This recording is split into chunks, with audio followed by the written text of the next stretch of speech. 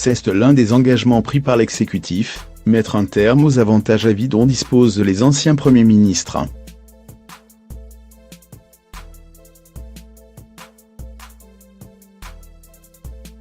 Moins importants que ceux des ex-présidents, ils n'en demeurent pas moins conséquents.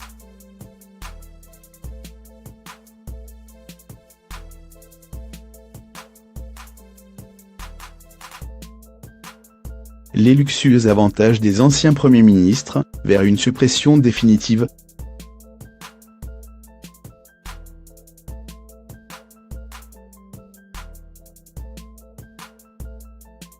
En France peut-être plus qu'ailleurs, il fait bon avoir été président de la République.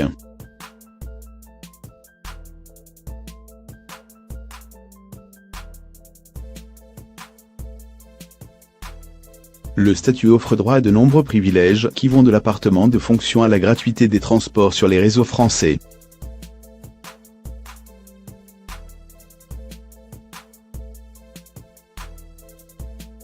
Toutefois, ils ne sont pas les seuls à profiter de luxueux avantages.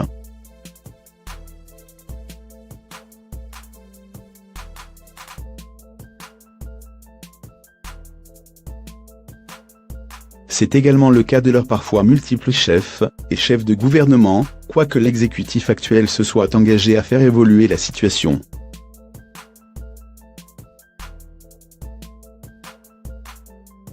À lire aussi, mystère résolu, on sait où Édouard Philippe passe ses vacances.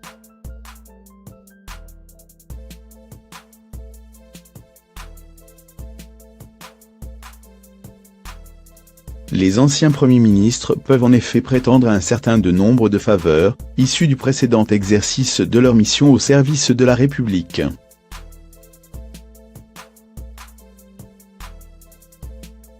Du moment où ils quittent Matignon, et durant tout un trimestre, ils continuent à percevoir leurs indemnités rappel capital.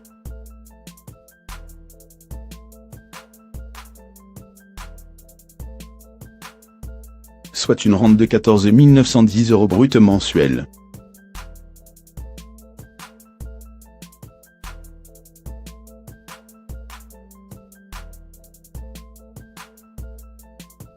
En outre, ils peuvent disposer de 2 agents qui sont mis à leur service à vie.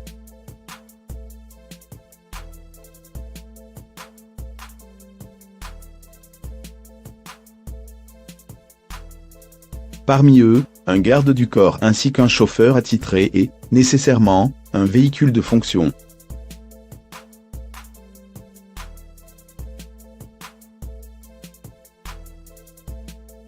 Un dispositif qui coûte d'autant plus cher que les anciens premiers ministres sont plus nombreux que les anciens présidents de la République.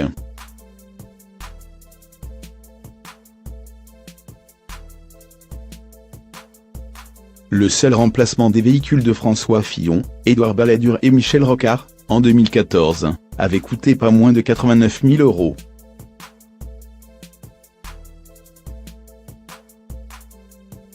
Actuellement, 11 anciens premiers ministres bénéficient encore de ces avantages, rappelle BFM TV.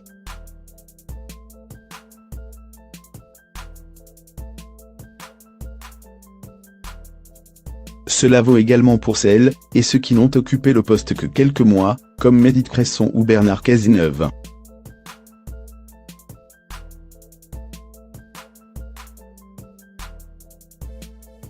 Outre ces 2 personnalités, Laurent Fabius, Édouard Balladur, Alain Juppé, Jean-Pierre Raffarin, Dominique de Villepin, François Fillon, Lionel Jospin, Jean Marrero et Manuel Valls profitent encore de ces avantages.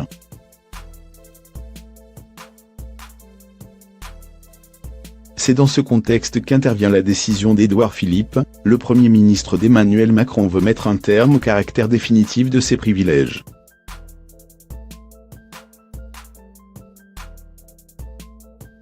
Il souhaite faire en sorte que les moyens qu'on attribue aux anciens premiers ministres ne soient pas accordés à vie mais pendant 10 ans.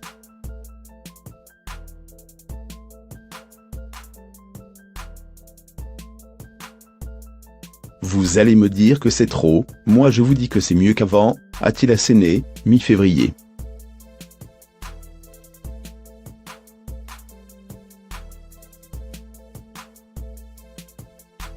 Depuis, son cabinet a détaillé les modalités d'application de la mesure.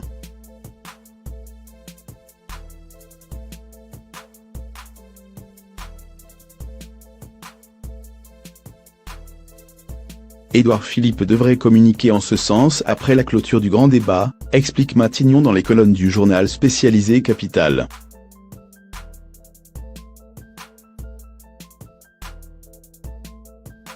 Le mensuel précise d'ailleurs que la restriction prévue devra faire l'objet d'une mesure réglementaire.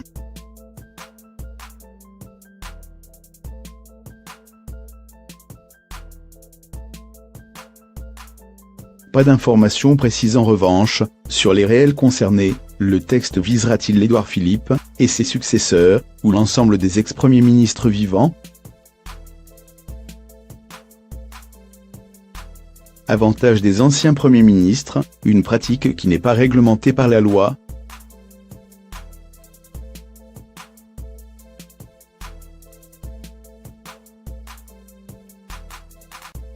En réalité, les avantages dont bénéficie un ancien Premier ministre relèvent d'une tradition, mais pas de textes légaux, rappelait l'historien politique Jean Garrigue dans les colonnes de France Info en septembre 2018. Le cas spécifique de Manuel Valls, qui sera en campagne en Espagne, et qui reviendra en France, pose la question de cette tradition, poursuit-il.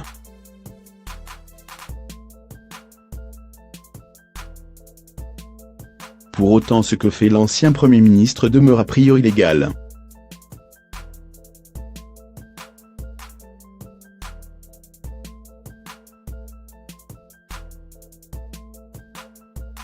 Selon l'historien, cette tradition illustre le caractère monarchique de notre présidence sous la Vème République, quand bien même il n'estime pas complètement anormal qu'une protection soit assurée pour un ancien Premier ministre.